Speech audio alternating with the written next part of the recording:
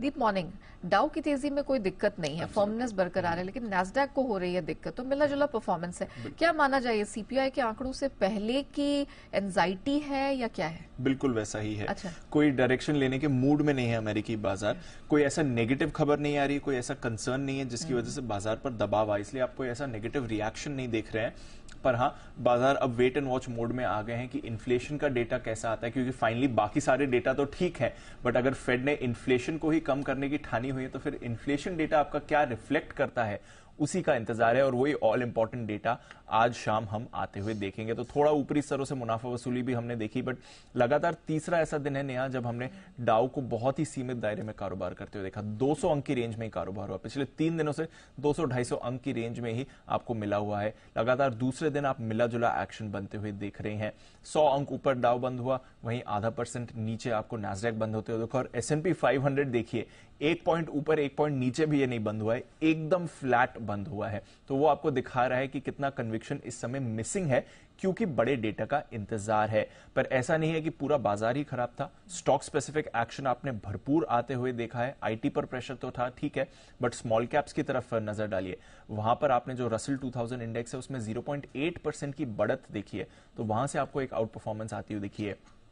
S&P के 11 में से 9 सेक्टर्स कल पॉजिटिव बंद होते हुए दिखे। तो बाजार की ब्रेथ एकदम ठीक है, कोई ऐसी बड़ी परेशानी नहीं है। एक माइक्रोसॉफ्ट के शेयर में कल हमने 2% गिरावट देखी है, क्योंकि खबर ये आ रही है कि चैट जीपीटी पर रेगुलेटरी स्क्रूटनी बढ़ सकती है, क्योंकि जिस तरह से आर्टिफिशियल इंटेलिजेंस एप्स बढ़ रही हैं यूज में, तो सरकार भी अपनी तरफ से यहां पर रेगुलेशन बढ़ा सकती है। तो उसकी वजह से 2% नीचे माइक्रोसॉफ्ट था। परसों हमने देखा था एप्पल गिरा था, जिसकी वजह से नैस्डैक में प्रेशर था। तो 1-2 स्टॉक्स आईटी के थोड़े परेशान कर रहे हैं, बट अदरवाइज कुछ और वहां पर परेशानी वाली बात आ नहीं रही है। और बाजार की ब्रेथ तो आपको अच्छी ही दिख रही है।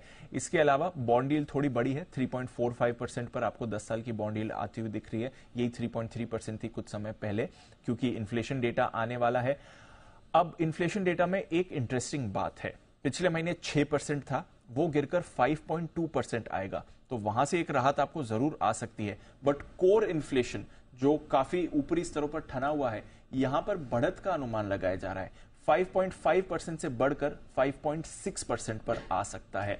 तो इस पर बाजार कैसे रिएक्ट करेंगे, ये इंटरेस्टिंग होगा, क्योंकि आपका ओवरऑल इन्फ्लेशन तो गिर रहा है, बट कोर इन्फ्लेशन आपका हल्का बढ़कर आ सकता है। तो ये इंटरेस्टिंग फैक्टर है। जो आज का इन्फ्लेशन डेटा है उसका अनुमान लगाया जा रहा है।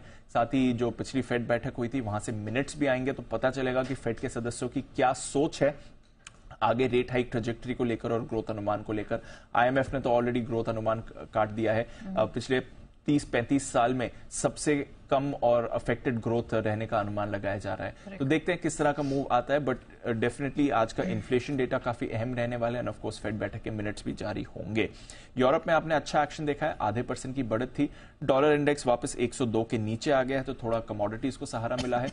4 दिनों की वीकनेस के बाद आपने कच्चे तेल में थोड़ा एक्शन देखा है, बट कोई ऐसी बड़ी मूव नहीं आई है। 85-86 पर ही आपको ब्रेंट ट्रेड करते हुए दिख रहा है। सोना वापस $2000 के ऊपर आ गया है। चांदी वापस 1 साल के ऊंचाई पर आपको आती हुई दिखी है। बेस मेटल्स में भी ठीक ठाक कारोबार हो रहा है, बट एग्री कमोडिटीज पर रखिए नजर, स्पेशली चीनी जो आप हाईलाइट कर ही नहीं थी। 11 साल के ऊंचाई पर रॉ शुगर के दाम इस समय आपको दिख रहे हैं। तो ये एक बड़ा फैक्टर है। पिछले एक हफ्ते में करीब 9% का उछाल कीमतों में आ चुका है।